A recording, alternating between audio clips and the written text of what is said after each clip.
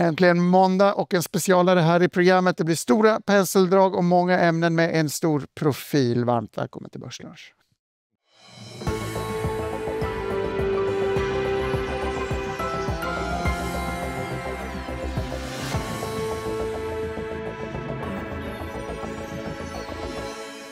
Tredje november i kalendern, lugnt på börsen och någorlunda stillsamt också i kalendern framåt. Men vi rivstartar med Kristin Magnusson Bernard här, förstås vd på AP1 och specialgäst.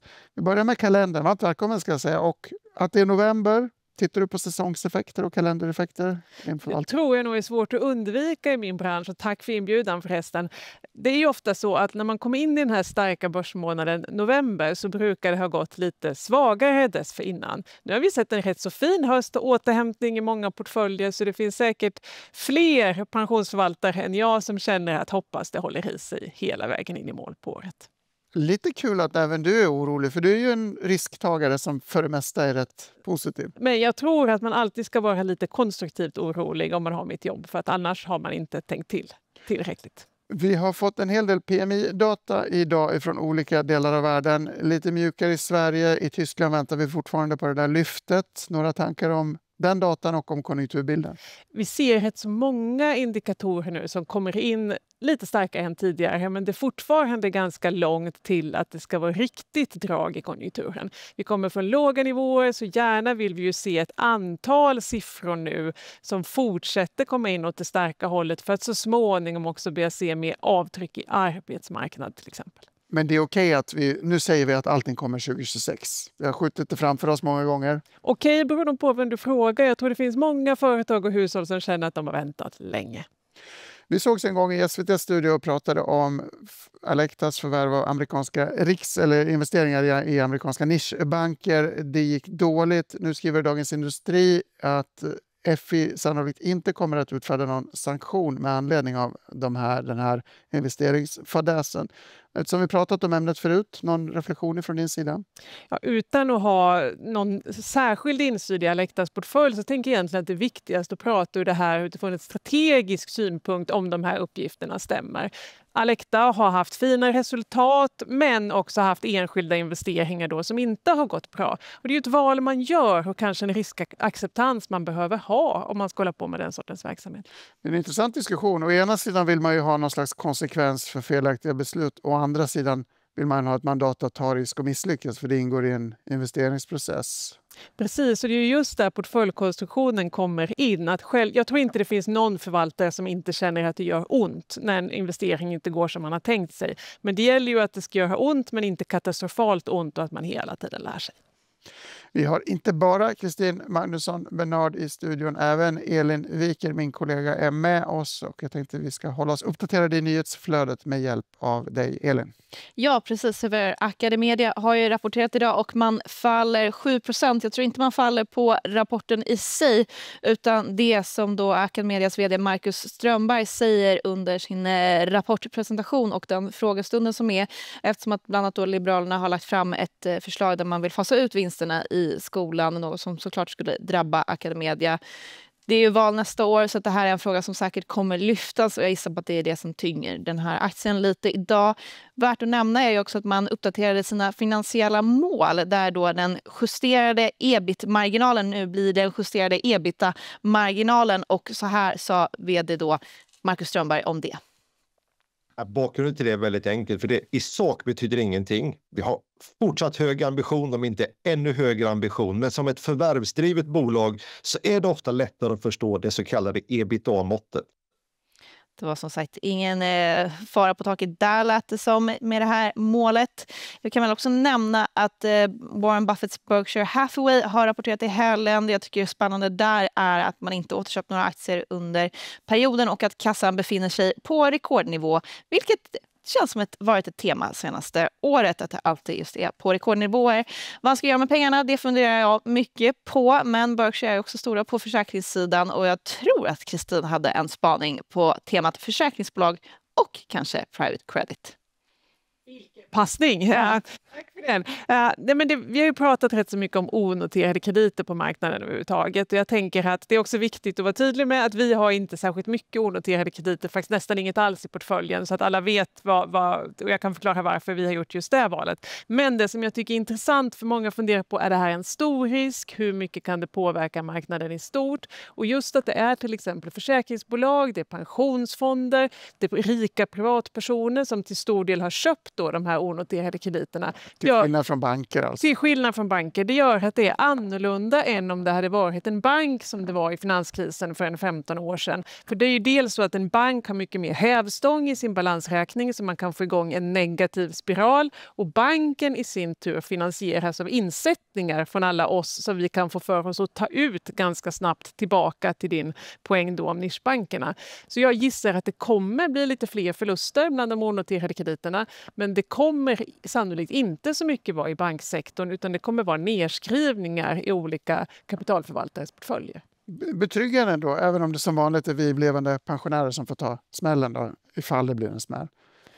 Någon reflektion kring att Warren Buffett ändå en stor profil i börssammanhang väljer att vara försiktig? Jag uppfattar väl att hans strategi är att alltid ha torrt krut och inte behöva köpa billigast utan att köpa bra bolag till rätt pris som han beskriver det. Och vill man då inte heller ha mycket hävstång i portföljen, för det har ju inte Berkshire Hathaway, så behöver man nog ha en hel del real kassa, och ska den där delen då vara samma andel av portföljen så kommer den ju bli större och större, och vi kommer gång på gång få rubriken att nu är den på rekordnivåer. Innan vi går vidare, du nämnde att jag kunde få svar på varför AP1 inte har så mycket private credit eller direktlån till företag i sina portföljer. Hur har ni resonerat? Vårt uppdrag i pensionssystemet är ju att det ska dels vara hög avkastning, men det ska också vara en hel del likviditet så att vi kan då betala ut de underskott i pensionssystemet som finns varje månad. Och då behöver just private credit är lite svårt ur likviditetssynpunkt, samtidigt som man kanske inte riktigt ska förvänta sig samma avkastning på aktier. Så det gör att för oss blir det vare sig tillräckligt likvitt eller i förväntansmässigt tillräckligt högavkastande. Och därför har vi valt andra saker helt enkelt. Vi ska välja att gå vidare med USA som tema. Jag tänkte vi ska titta på inte en tweet, men ett Truth Social-inlägg som Donald Trump gjorde för några dagar sedan. Lite tekniskt, men idag ska Supreme Court, på onsdag ska Supreme Court, alltså en högdomstol i USA, höra pläderingar rörande någonting som heter IEEPA-tullar. Ungefär hälften av tullintäkterna för i år som kan stoppas helt enkelt, eftersom de här tullarna är till för att användas i nödlägen. Man kan diskutera om det är nödläge eller inte. Lite tekniskt, men om Trump inte får igenom alla tullar han vill, då påverkar det USAs statsfinanser rimligtvis. Det kan man tänka sig, för trots allt är det ju så att tullarna har dragit in en hel del intäkter till amerikanska statskassan, som du säger. Det har funnits en hel del oro för underskottet. Så tonaliteten från en del bedömare började skifta kring tullarna, kring att det kanske trots allt var en intäktskälla. Jag tror ändå att det kommer ses som en lättnad om det inte blir så mycket tullar, därför att det är trots allt, framför allt på längre sikt, friktion i världsekonomin som ingen är betjänt av. Men den större frågan här är att det också handlar om gränserna för hur mycket presidenten kan styra genom den här typen av executive orders som finns på ganska många områden. Det har handlat om att säga upp statsanställda, det har handlat om tullarna och många andra saker. Så det här är också rollfördelningen och det institutionella som är stora frågor, men någonstans det är väldigt många investerare faktiskt tittar på när man då bedömer om man ska placera kapital i USA. Jag har en bild till som visar sannolikheten för ett fördelaktigt utfall om man heter Donald Trump. Den är ganska låg, 38%. Jag kan väl tillägga att jag tror att Donald Trump kommer att fortsätta fightas även om man möter ett nederlag i just den här instansen. Vi ska stanna kvar i USA, men vi ska fokusera lite grann på arbetsmarknaden. Jag tänkte att Elin ska få ta vid där. En vanligtvis viktig vecka, eller hur? Ja, och den kanske är viktig trots att det inte kommer några siffror på fredag, eftersom att, som ni pratade om tidigare, så är ju den amerikanska staten nedstängd, så att vi får helt enkelt leva i ovisshet. Men det jag tycker är spännande är ju att vi då under den här perioden som staten varit nedstängd fått en hel del besked från större företag som bestämmer sig för att helt enkelt göra sig av med folk. Anledningarna anges väl vara lite olika. Några nämner AI, vi kan väl nämna då Amazon, Paramount, UPS och Target har ju alla då varit bolag som har bestämt sig för att varsla folk då.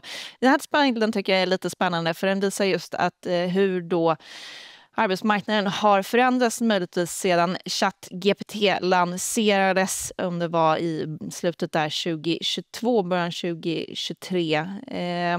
Och då undrar jag ju såklart vad Kristens tankar går kring det här. Har vi fått en förändrad arbetsmarknad? Och jag vill också nämna att det är särskilt tufft för de unga verkar det vara att ta sig in på marknaden. Det är helt enkelt de som är väldigt lätta att ersätta med AI i så fall.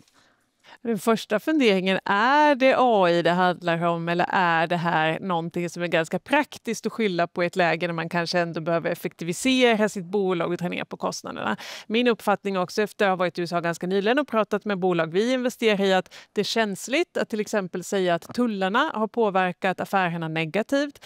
Det gäller ganska många av de mer konsumentnära bolagen. Elin nämnde Target till exempel som ju är en konsumentkedja för man kan säga med lite lägre priser som riktar sig till den breda allmänheten. Det är ju typiskt den typen av varor som skulle känna av tullar. Säkert kan man också ha stora effektiviseringar med AI men det är en ganska personalintensiv bransch. Men visst, det är lättare att skylla på att, eller ta som en positiv story att nu är det AI som hjälper till med produktiviteten än att behöva effektivisera. Vissa paralleller här tycker jag kring hur det var vid covid. Ganska många företag passade på att höja priserna. Det fanns en acceptans för det i inflationschocken som inte alls finns nu. Och då får man dra ner på andra kostnader snarare än att höja pris mot kund, uppfattar jag. Hur mår den amerikanska arbetsmarknaden då? Vi har ju en väldigt tudelad ekonomi förstås. Illustreras väl delvis av den här grafen. Vad tror du vi hade sett för utfall på fredag om vi hade fått jobbsiffror? Jag tror att det är både rätt så få nyanställningar, det är rätt så få uppsägningar. Det är ganska mycket varsel som vi inte vet om de då kommer leda till uppsägningar. Men det är också så att arbetskraften minskar, inte minst för att invandringen minskar, arbetskraftsinvandringen. Så hade det inte varit för att, hade vi haft samma tillförsel av arbetskraft som vi hade när gränserna var mer öppna, så hade sannolikt arbetslösheten varit betydligt högre. Men just arbetslösheten får vi faktiskt inte, för den behöver man då gå ut och fråga människor i en sån här hushållsundersökning. Men däremot kommer vi nog se om det är så att det är nyanställningar till exempel eller om det är de då som begär a-kassa. För det får vi sannolikt in någon typ av data på i alla fall. Nedstängningen är på dag 34 idag. Imorgon nu tangerar vi en tidigare rekordnotering på 35 dagars nedstängt. Börsen verkar inte bry sig så mycket. Kommer det få ekonomisk påverkan tror du? Ja, det finns ju bedömningar nu som säger att tittar vi på BNP för fjärde kvartalet kan det vara ett par procentenheters avdrag om nedstängningen fortsätter. Så det har en riktig tillväxtpåverkan och det är inte bara så att det sparas kostnader på den hela.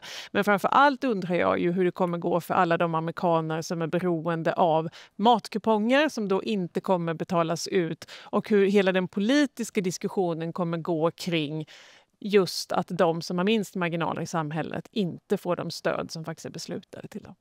Apropå politik, det är valdag i USA imorgon. Inte så många stora val, inget president- eller kongressval. Däremot guvernörs- och borgmästarval. Zoran Mamdani i New York får mycket uppmärksamhet. En utpräglad vänsterkandidat som går mot en jordskredsseger. Någon tanke där? Det är väl få som ser att just den politiska linjen i New York kanske är någonting som Demokraterna på riksnivå kommer kunna använda för att vinna nästa val. Det är rätt så mycket ofinansierade förslag av typen gratis buss, gratis förskola och det är svårt om man inte har makt då att höja skatterna, vilket inte den här personen kommer ha. Ett ställe jag tittar på som jag tycker är spännande är Virginia, som ju är en klassiskt republikansk delstat, men den har växlat mellan demokrater och republikaner. Där finns det en ganska teknokratisk demokrat som kanske vinner och det skulle ha ganska stor betydelse tror jag lokalt i alla fall. Jättespännande. Vi pratar om AI som påverkan på arbetsmarknaden. Vi har ju en rad AI-rapporter bakom oss också på Wall Street. De flesta har gått väldigt, väldigt starkt, särskilt Amazon.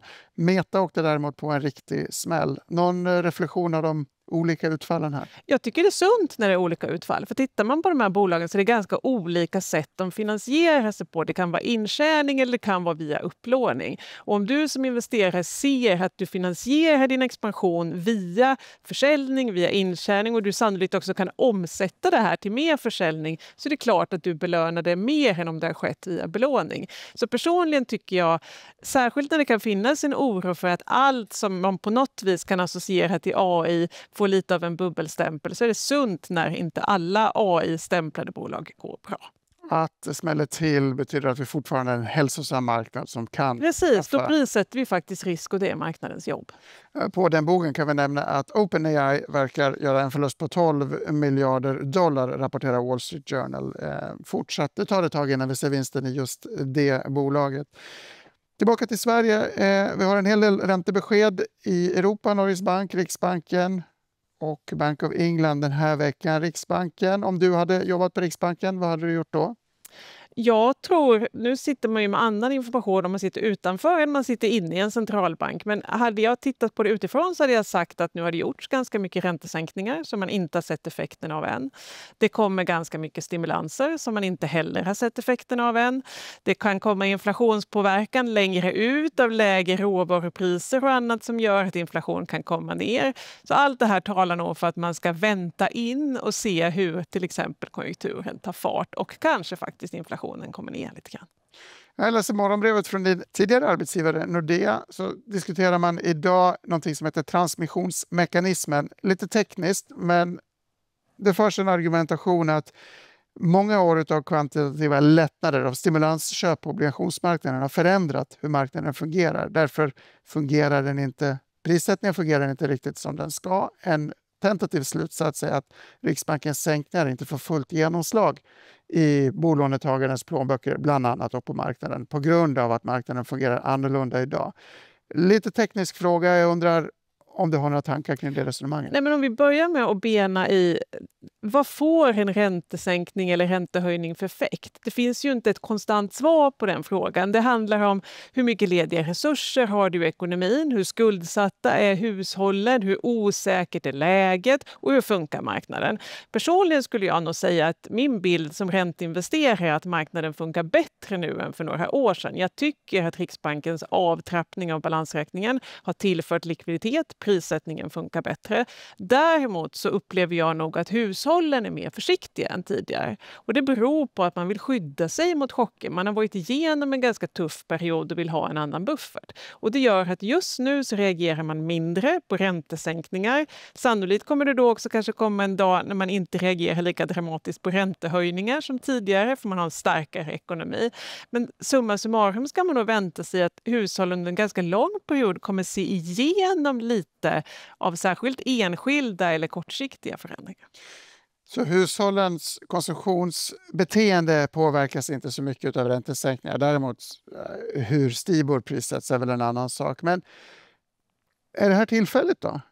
Spekuleras allt med att beteendemönster har ändrats på ganska lång sikt? Till stor del tror jag en hel del av det här kommer att vara kvar. Men just nu ser vi nog kanske toppen på det oväntade beteendet, vi får uttrycka oss. Så det kommer sannolikt normaliseras härifrån. Men jag tror att många svenska hushåll och många hushåll i andra delar av världen kommer se annorlunda på hur man agerar på just penningpolitik jämfört med när det var minusräntor, när det var stora stödköp och det dessutom aviserades att det här skulle pågå under väldigt lång tid. Och egentligen är det ju bra att människor fattar sina egna beslut. Ja, fast det är bra också om de konsumerar, antar jag. Susanne Spector var här för några veckor sedan och pratade om en dansk mätning som visade att yngre människor var strukturellt mycket mer sparsamma än äldre. Vi har pratat om att yngre har haft det tufft på jobbmarknaden och de ska också in på en ganska utmanande bostadsmarknad. Är det ett permanent skifte, tror du? Tittar vi på framförallt data från nätmäklarna och så, för det är där vi har bäst data på vem som sparar på vilket sätt, så ser vi ju att yngre svenskar, men framförallt yngre svenska män sparar mycket på börsen. Så att det är också stora diskussioner om varför skiljer det sig mellan könen och varför skiljer det sig över åldrarna. Men vi har sparbenägna ungdomar, om man får säga så, som medelålders. Glädjande. Jag hade tänkt att vi skulle prata om långa räntor också och skuldoro i till exempel Frankrike. Har en bild på 10-åringar. Vi hinner inte så mycket. Hur tungt väger det här på orosmolnshimlen?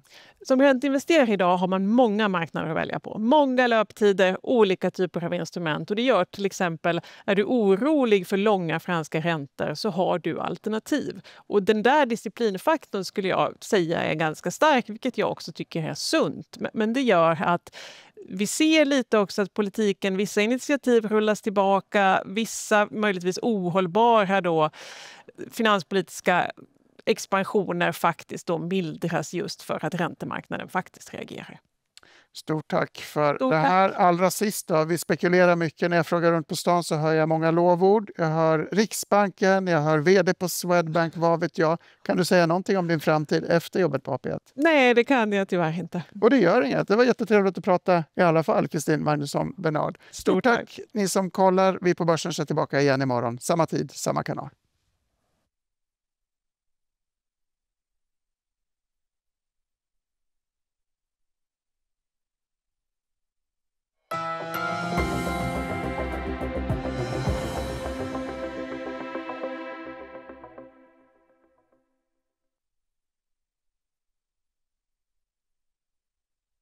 Det här är en podd från EFN Ekonomikanalen. Ansvarig utgivare är Anders Hägerstrand.